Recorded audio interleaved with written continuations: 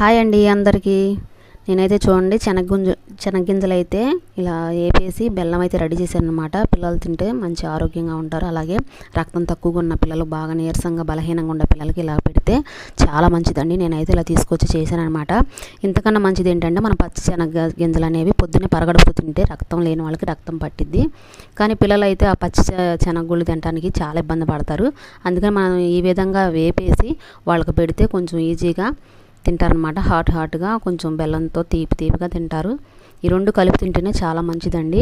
చూడండి, మా ఆయనగారు అయితే వలగడతారు, అలాగే చేపలు పడతారు. ఆయన కూడా కొంచెం బలహీనంగా ఉంటారని నేను ఇలా 4 రోజులకి 3 రోజులకి ఒకసారి అయితే ఇలా చేస్తూ ఉంటాను.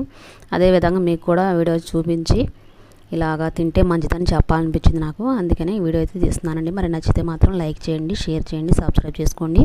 మన వీడియోలకి పూర్తిగా సపోర్ట్ చేయండి. మళ్ళీ రేపటి వీడియోలో కలుద్దాం. అంతవరకు బాయ్ అండి.